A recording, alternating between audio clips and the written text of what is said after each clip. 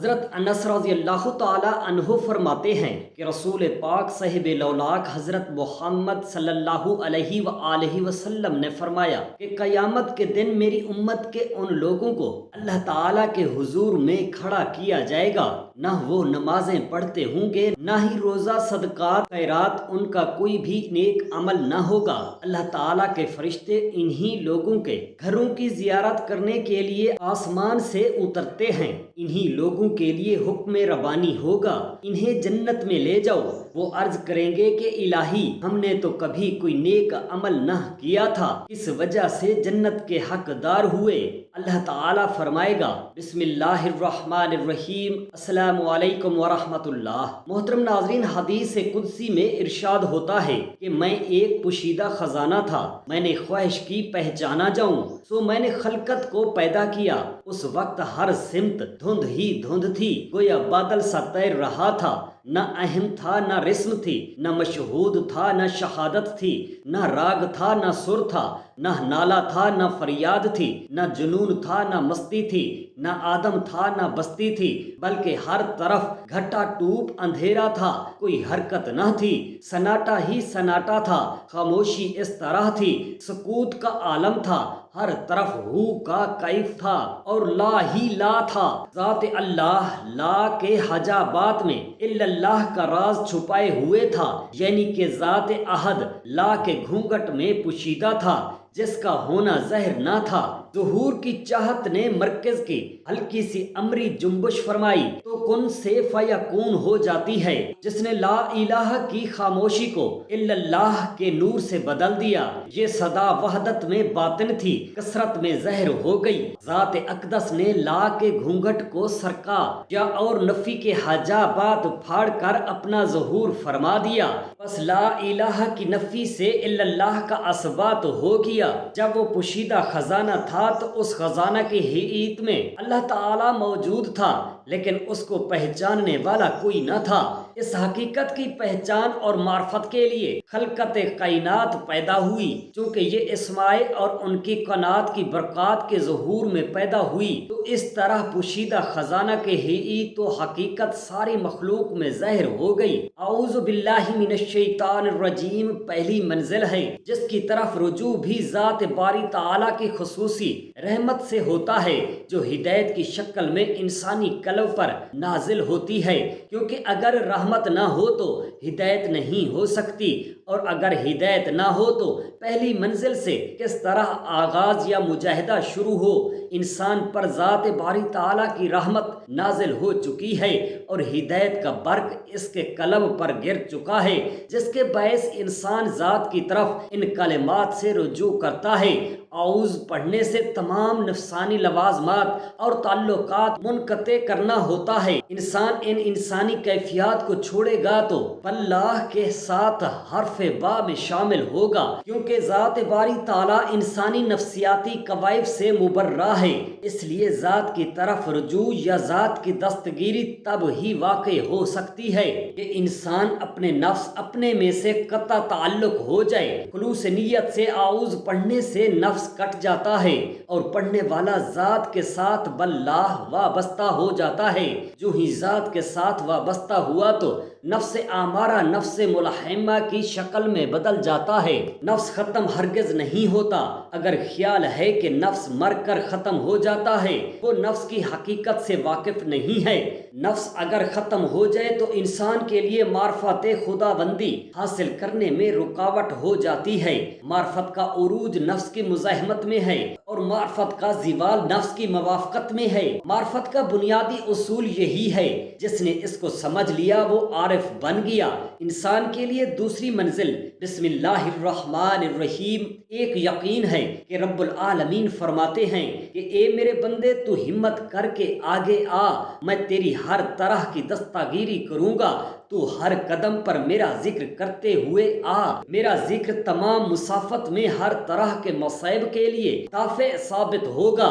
اس منزل میں انسان اسم ذات اللہ کا ذکر کرتے ہوئے سفر کا آغاز کرتا ہے، چنانچہ ذات اس کو اپنی بے پناہ اور لامحدود رحمت سے نوازتے اور اپنی صفات سے تعارف کرواتے ہوئے الرحمن کہتے ہوئے انسان صرف ذات کی رحمت سے ہی متعارف نہیں ہوتا بلکہ اسرار و انوار و حقائق سے متعارف ہو کر الرحیم کہتے ہوئے ان کا مشاہدہ بھی کر لیتا ہے کہ اس طرح اس انسان کو جو پہلی منزل میں شیطان سے پناہ مانگتا تھا اب ذات کے قریب میں آ چکا ہے۔ اب ذکر ذات فکر ذات کی صورت میں بدل جاتا ہے اور ذکر سے تصور پیدا ہوتا ہے اور تصور سے مشاہدہ ذات ہوتا ہے۔ یہ مقام مراقبہ ہے۔ مراقبہ سے مراد آمنے سامنے ہونا ہے، یعنی کہ بندہ کا ذات کے سامنے اور ذات کا بندہ کے سامنے ہونا ہے۔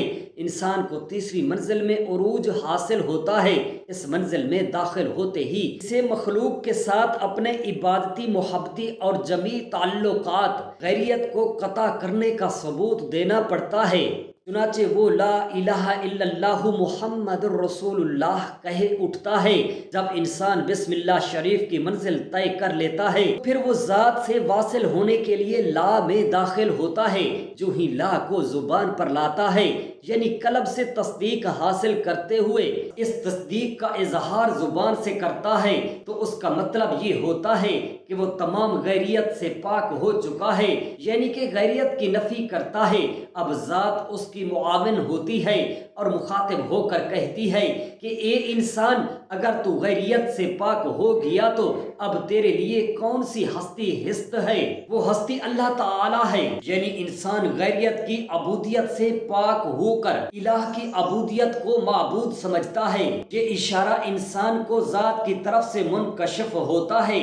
اب اس کے بعد انسان الہ کہہ کر پھر سے لا کی تصدیق کرتا ہے، لیکن قدرت اس کی مددگار ہو کر منکشف کرتی ہے۔ الہ کے بعد اللہ ہے، یعنی نیست کے بعد ہیست ہے۔ لا کے بعد اعلیٰ تک انسان اپنی ابدیت کے قلبی تصدیق زبان کے اظہار سے کرتا ہے کہ میں ذات کے حضور ابدیت پیش کرتا ہوں۔ جب وہ ابدیت پیش کر رہا ہوتا ہے تو اس کو مراقبہ ابدیت سے موسوم کیا جاتا ہے کہ انسان ذات کے آمنے سامنے واسطہ ابدیت ہے۔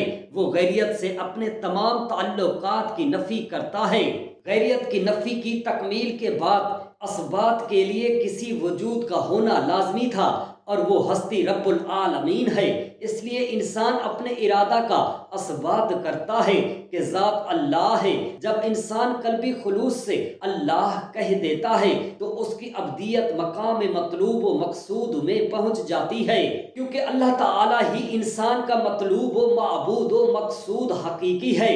لہذا اس کے نام کا مراقبہ مقام مقصود ہوا کہ ابدیت مقصود تک پہنچ گئی۔ یہ ضروری نہیں کہ مقام مقصود وجود مقصود ہو، لیکن اسے تو مقام موجود میں جانا ہے، کیونکہ ذات واجب الوجود ہے۔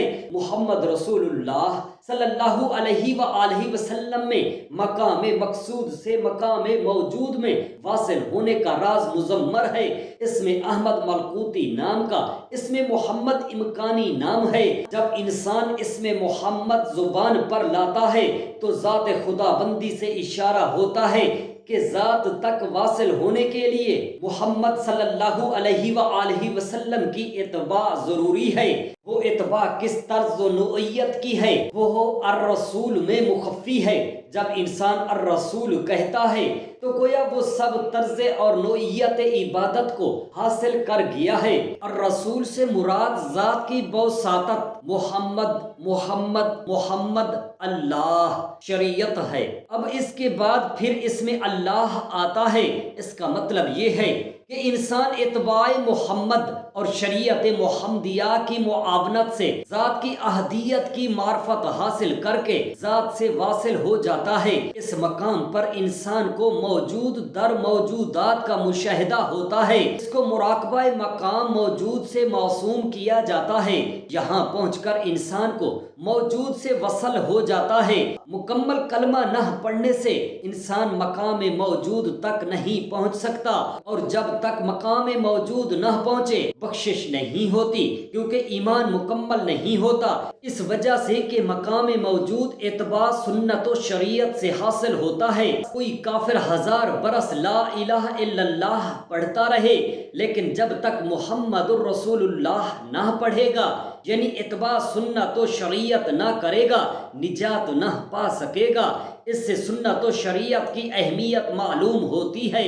آدھا کلمہ پڑھنے سے نفس کی معرفت آدھی ہوتی ہے، اور معرفت کی تکمیل کے لیے مکمل کلمہ پڑھنا نہایت ہی لازم ہے۔ مختصر طور پر وصل ذات کی کیفیت یوں ہوئی کہ قلب پر برق ہدیٰ گرنے سے نفس اور روح نے دنیاوی علائق سے توبہ کرتے ہوئے ذات کی طرف رجوع کیا، اور پرواز عرفان میں ذات سے شیطان کے حملوں سے پناہ حاصل کرنے کی مدد مانگی۔ یہ دعا قبول ہو گئی، اور پرواز کا عروج ہوا تو روح اور نفس نے اس میں ذات اللہ کے ذکر میں لگ کر ذات کی رحمت سے موجود در موجودات کا مشاہدہ کیا اور ایمان محکم حاصل کیا۔ اب مزید عروج سے احدیت کی شکل میں غیریت کی نفی اور ذات کا اثبات کرتا ہوا ذات کے مقام مقصود میں داخل ہوا، اور اتباع محمد الرسول اللہ یعنی شریعت محمدیہ کی ڈور پکڑ کر ذات باری تعالیٰ سے احدیت کی صورت میں واصل ہو گیا۔ واللہ عالم۔ حضرت ابن الجوزی نے لکھا کہ جب حق تعالیٰ نے مخلوق کو پیدا کرنا چاہا تو اپنے نور خاص کو اپنے قبضہ قدرت میں لے کر فرمایا، اے نور محمد ہو جا۔ وہ نور ایک ستون بن گیا، پھر وہ نور اوپر کو چلا گیا، یہاں تک کہ حجاب عظمت تک پہنچ کر سجدہ ریز ہوا۔ بعد از سجدہ الحمدللہ کہا۔ اللہ تعالیٰ نے سن کر فرمایا، اسی لیے تمہیں پیدا کیا، اور اسی لیے ہم نے تمہارا نام محمد رکھا۔ تجھ میں سے تخلیق کی ابتدا ہوئی، اور تجھی پر نبوت و رسالت ختم ہوئی۔ اللہ تعالیٰ نے اپنے پیارے حبیب صاحب لولاک محمد پاک صلی اللہ علیہ وآلہ وسلم کو اس نام مقدس کے ساتھ 1000 برس پہلے افنیش سے مخصوص فرمایا۔ ابن عمار کی روایت ہے۔ دوسری روایت کو ابو نعیم کی حدیث میں ایسے ہے، میں نے اپنے نام کے ساتھ عرش پر قبل آسمان و زمین پیدا کرنے کے لکھا، لیکن اللہ تعالیٰ نے اپنے حبیب پاک کے اسم گرامی کی ایسے حفاظت فرمائی کہ زمانہ انبیاء سابقین سے لے کر قرب زمانہ حضرت صلی اللہ علیہ وآلہ وسلم تک اہل عرب میں کوئی اس نام کا نہ ہونے پایا، لیکن جب زمانہ ظہور ذات بابرکات نزدیک ہوا، اہل کتاب نے حضور صلی اللہ علیہ وآلہ وسلم کی آمد کی خوشخبریاں سنائیں، بشارات غیبیہ ہونے لگیں، نام اقدس سب پر ظاہر ہوا۔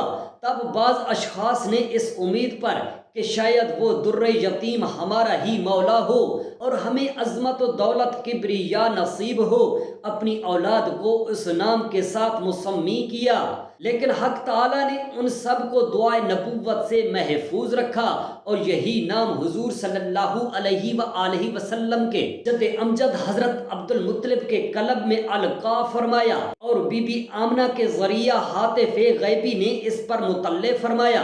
چنانچہ بی بی آمنہ خاتون رضی اللہ تعالی عنہا فرماتی ہیں کہ مجھے خواب میں بتایا گیا، تم ایسے بچے سے حاملہ ہو جو اس امت کے سردار ہیں، جب وہ پیدا ہوں تو ان کا نام محمد رکھنا۔ نام محمد کا معنی الف کتاب الہی ہوا، محمد الرسول اللہ یعنی یہ سب سے زیادہ تعریف کیے گئے۔ اس وقت تعریف کس نے کی؟ خود اللہ تعالی نے کی، اور پھر تمام انبیاء، ملائکہ اور کائنات کے ہر ذرے ذرے سے بھی تعریف کروائی گئی۔ جب پوری کائنات سجدہ ریز ہوگی تو اللہ تعالیٰ پکارے گا، یا محمد، اے محمد، اپنا سر مبارک اٹھاؤ۔ جن جن لوگوں کے ناموں کے ساتھ محمد ہوگا وہ سمجھیں گے کہ انہیں پکارا گیا ہے، تو وہ سب سر اٹھائیں گے، اس پر دریائے رحمت الہی جوش میں آئے گا اور ندا ہوگی کہ جس جس کا نام محمد ہے اسے بخش دیا ہے۔ یہ ہے محبوب کے نام کی عظمت و توقیر۔ یا محمد اللہ تعالیٰ نے 112 دفعہ پکارا۔ یہ تو وہ احادیث تھیں جن کے شروع میں یا محمد آتا ہے، جن کے درمیان اور آخر میں یا محمد کا لفظ آیا ہے، ان کا شمار ہی نہیں۔ شب معراج بھی اسی نام سے پکارا، یا محمد، اے محمد میں ہوں تو ہے، اور باقی جو ہے وہ سب میں نے تیرے لیے پیدا کیا۔ کلمہ طیبہ کے علاوہ درود پاک میں نام محمد رکھ دیا کہ تمام مومن اور ملائکہ بلکہ خود بھی یہی نام تسبیح کرتے رہیں۔ اذان میں بھی نام محمد اور اس کے ساتھ رسالت کا ذکر لازم قرار دے دیا گیا، گویا کہ ہر وقت کائنات کا ہر ذرہ ذرہ محمد محمد محمد کہتا رہے۔ قرآن مجید میں صرف 4 جگہ پر نام محمد آیا ہے، کیونکہ یہاں واقعی ذاتی نام کی ضرورت تھی نہ کہ صفاتی نام کی۔ دنیا بھر میں سب سے زیادہ نام محمد یہود و نصارہ معترف ہیں کہ جس قدر چرچا و شہرہ نام محمد نے پایا ہے وہ کسی دوسرے نام نے نہیں پایا۔ حضرت امام مالک فرماتے ہیں کہ گھر والوں میں اگر محمد نام کا بچہ ہوتا ہے تو اس گھر میں زیادہ سے زیادہ برکت ہوتی ہے، بلکہ 40 گھر ہمسائی گان کے اس نام پاک کی برکت سے روزی دیے جائیں۔ حضور اکرم صلی اللہ علیہ وآلہ وسلم کا فرمان ہے کہ اللہ تعالیٰ کے بعض فرشتے زمین پر چلتے پھرتے ہیں، ان کا کام یہ ہے کہ ان لوگوں کے گھروں کی زیارت کریں جن کے گھروں سے احمد اور محمد نام والے ہیں۔ مدینہ پاک کے لوگ اپنا تجربہ بیان کرتے ہیں کہ جس گھر میں محمد نام والا ہوا، اس نام پاک کے سبب سے اللہ تعالیٰ گھر والوں پر رزق فراخی دیتا ہے۔ حضرت انس فرماتے ہیں کہ رسول پاک صاحب لولاک حضرت محمد مصطفیٰ صلی اللہ علیہ وآلہ وسلم نے فرمایا، قیامت کے دن 2 شخصوں کو اللہ تعالیٰ کے حضور میں کھڑا کیا جائے گا، حکم ہوگا انہیں جنت میں لے جاؤ۔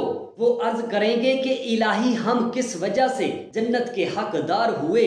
ہم نے تو کوئی کام جنت کا نہیں کیا۔ اللہ تعالیٰ فرمائے گا جنت میں جاؤ کہ میں نے حلف فرمایا ہے جس کا نام محمد یا احمد ہوگا وہ دوزخ میں نہ جائے گا۔ ایک اور روایت ہے جو فرمان نبوی ہے، قیامت کے دن ایک منادی ندا کرے گا کہ جس کا نام محمد ہو وہ کھڑا ہو تاکہ اسے بہشت میں داخل کیا جائے۔ آپ صلی اللہ علیہ وآلہ وسلم نے فرمایا یہ محض میری عزت کی وجہ سے ہے۔ اللہ تعالیٰ آپ صلی اللہ علیہ وآلہ وسلم کے صدقے اور وسیلے ہماری یہ دنیا اور آخرت آسان فرمائے، آمین یا رب العالمین۔ جزاک اللہ خیرا کثیرا۔